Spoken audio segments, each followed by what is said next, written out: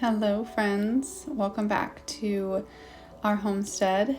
Spring is finally here, and that means a whole lot of planting and digging up the garden and baking and taking care of our newest little additions, which I will share with you later on in this video.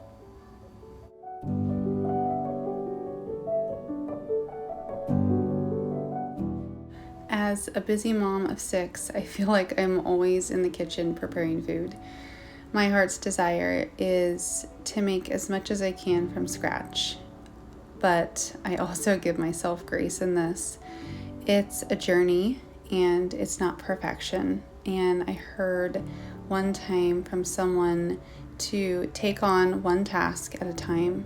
If you are trying to clean up your family's diet or you are trying to eliminate processed foods, don't try to do it all at one time. Just take one thing that you're learning and implement that in your home and then move on to the next thing. And if you continue to do things in this manner, you won't feel overwhelmed, but you can also work on building skills. And one thing that I love about this slower process and this slower way of learning things is being able to teach these to my children as I am learning them myself. You have heard me talk about fresh milled flour here on my channel, and I have just added a little bit to this recipe that I'm making. I find that this works best for us in adding a little bit more nutrition to the breads that I make, but also not changing the texture too much.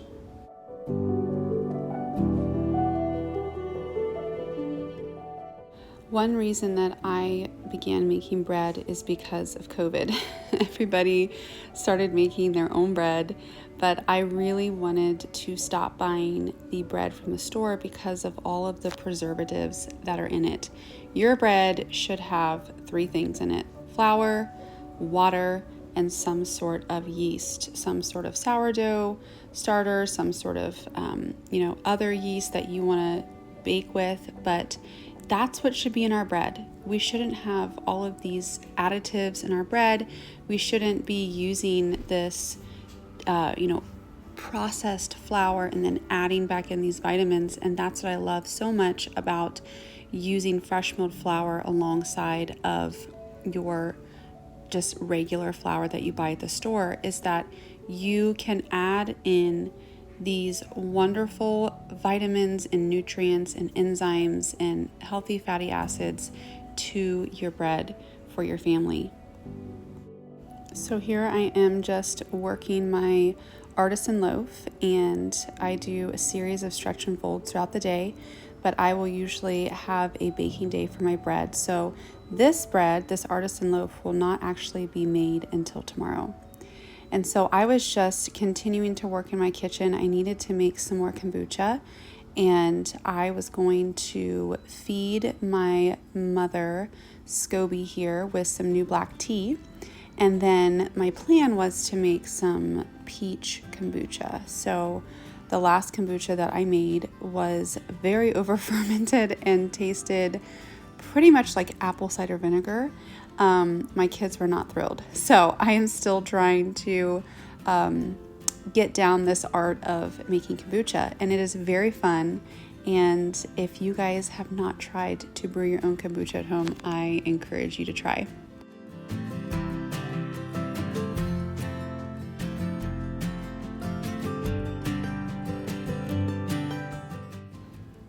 So let's talk kefir for a minute. Kefir is yet another fermented food that we have been doing in our home for a little while. And if you have done kefir at home, you know that these little kefir grains multiply very quickly and actually become sort of a problem. But I needed to get in there and kind of strain them, give them some new milk, and then also just kind of re-get them going on my counter. You've probably seen me use these before in past videos and smoothies, and it's just a simple way to get probiotics and just really, really great strains of healthy, beneficial bacteria into the guts of our kids.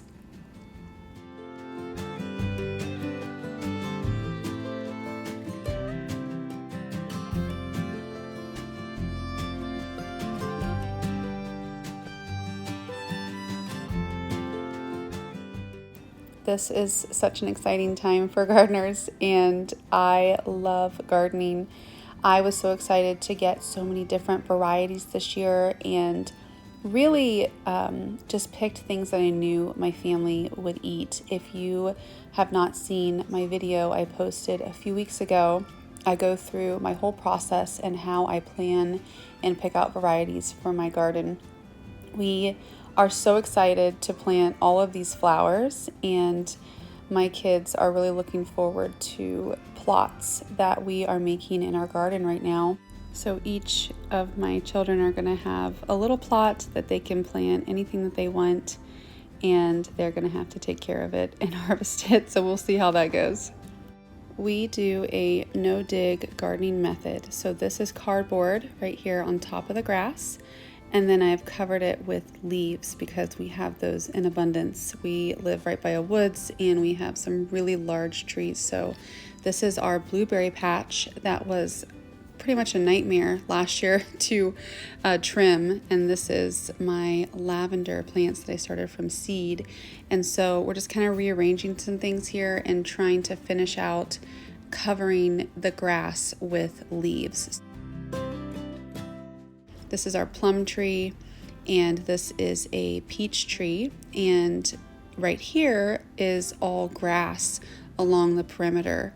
This is our pear tree that these all need to be pruned and just kind of cleaned up a little bit, but we do have a lot of work to do in covering these last remaining areas with grass. These little frames that my son built me are going to try to help keep things contained.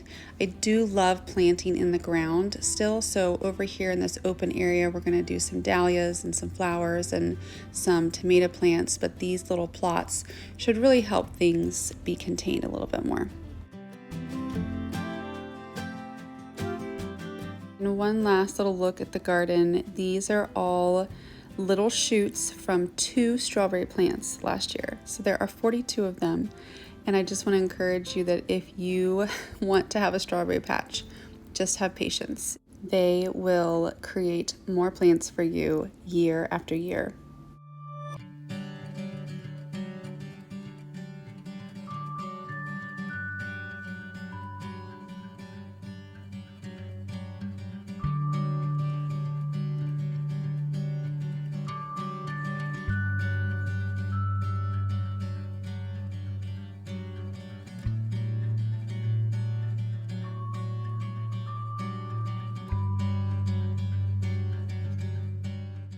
This is something new that I'm trying this year. I am going to try to sprout my own ranunculus little tubers inside. And so these were given to me by a friend. She is the most incredible flower farmer, and she dug these up from her little garden. Here they are. They look kind of weird, like little sea urchins, but I have soaked them for about 4 hours, and I am going to just kind of distribute them into this damp soil.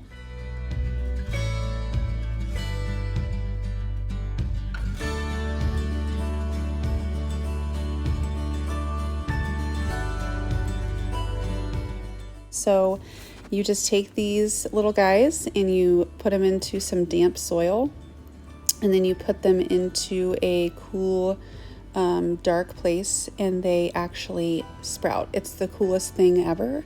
And then I will take these and plant them into my garden in the cooler spring. But if you have never had a ranunculus in a bouquet, like, it is the most stunning flower I've ever seen, and I told her, I was like, I need these in my garden. So I am gonna give these a go.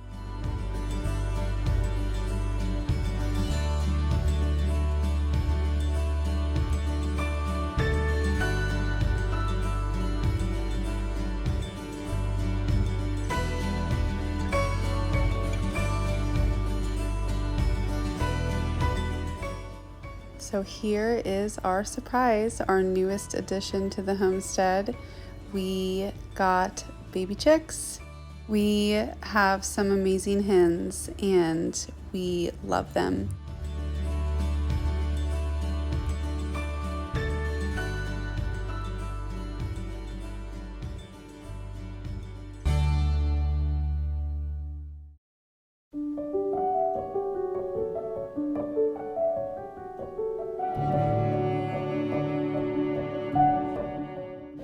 So the next day I am able to get my Artisan loaf out, and this has been fermenting overnight in the fridge. I really like to let the bread chill overnight because I am able to slice it and just make some really beautiful designs in it versus doing it when it's room temperature. It tends to kind of fall apart and deflate a little bit.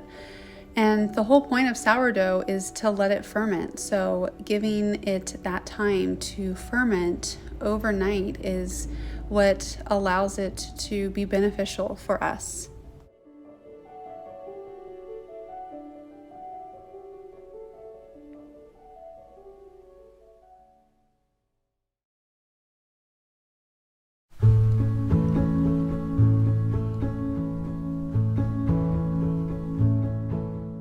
I was reading in a book the other day about how we are bombarded by images and attitudes and values that are decayed and destructive.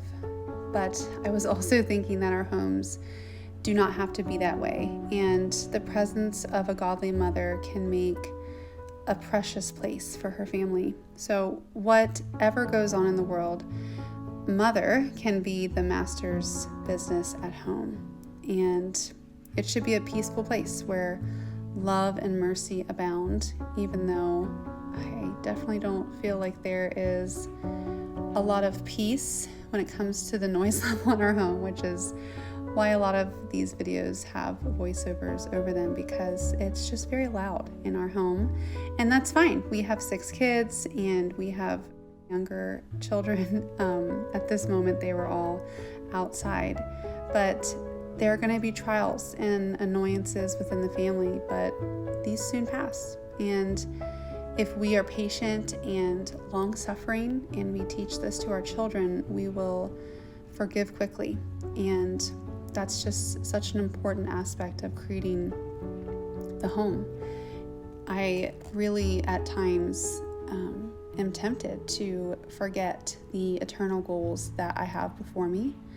But when we make the effort to sing a hymn or go away for a little bit of time for ourselves, or just get outside, just go outside and enjoy the beautiful creation. I caught this little baby honeybee on our magnolia tree and was just, again, awed by God's creation. Just keep your hearts focused, moms, and remember that you are the guide, the director, and the mentor, the mistress of the home.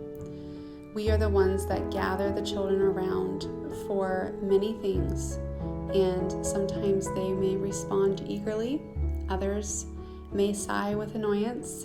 Nevertheless, in years to come, they will never forget that Mother made the home.